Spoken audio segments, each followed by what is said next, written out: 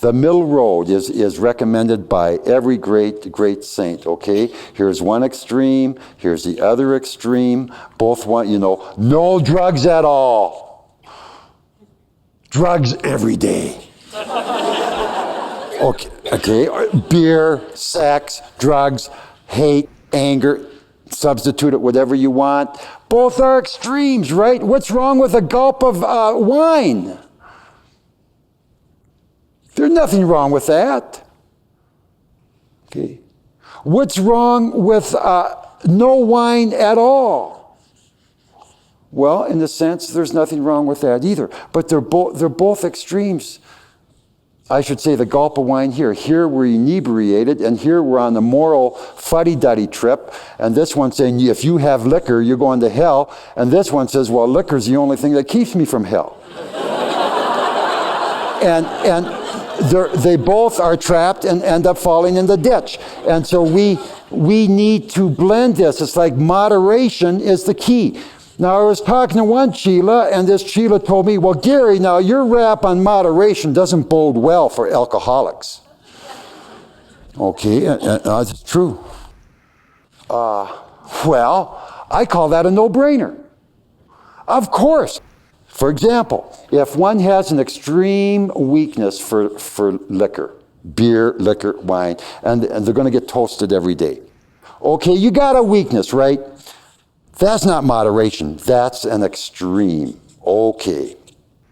Masters, my rap is a moderation. Nothing is unclean of itself. Nothing is evil. Excuse me, in and of itself. That's why Christ said, resist not evil. Nothing is dirty. Everything is just an experience. It's our mind that comes in and says, well, that experience is negative, and another culture looks at the same experience and says, well, that's positive. See? You wear your hat over in the East. You wear your hat into the tabernacle. In the Catholic Church, if you wore your hat, you'd be thrown out on your hind end. Well, we're both dealing with hats. What's the problem? You see, well, it's the culturistic differences, you see. No. The experience of a hat is one. Why make it two, you see? So this one Chela had a vulnerability for liquor, you see. And so this Chela would try and moderate their liquor intake, but since they were an alcoholic or had such a love of liquor, it just overpowered them, and they were unable to moderate their intake, and they got into an extreme and got drunk and now have problems with liquor. Well, does this Chela have a problem with my recommendation of moderation, or does this Chela have a problem with their propensity to take it to the hilt? You see, I would expect anyone that can't moderate because they're so attached to drugs or drink or sex to realize now then that liquor, drugs, and sex are no-nos. If I can't moderate my behavior and my intake and leave it at one beer, and I need to put down 2 6-packs once I get started, well, that person should wise up and say, well, geez, I can't even moderate. I bet this is a danger zone. I can't even follow my master's recommendation. I better back out of this completely.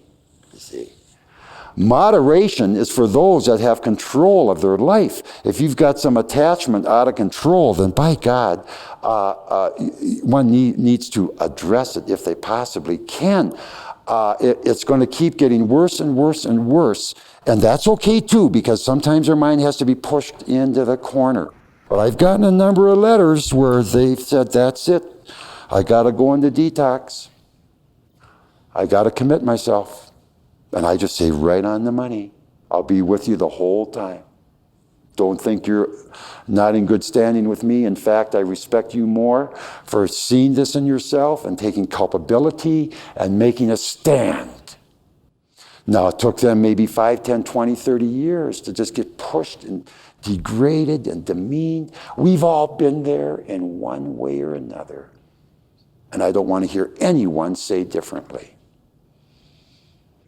It doesn't have to be with drugs or alcohol. It could be with any of the passions of the mind. It could be vanity with the body, loving clothes too much, loving the macho man thing too much, loving muscles too much, loving babies too much. Anything that outcreates your love of soul and who you are, you got to really watch very carefully. Am I communicating with you people? Okay, well then I should see you. Where should we meet? No, if you can understand what is being told you, I am very happy. The Master will bring you along. It really will. It's a power that is flawless. And our mind, of course, isn't quite so sure about this, and we all have to learn it.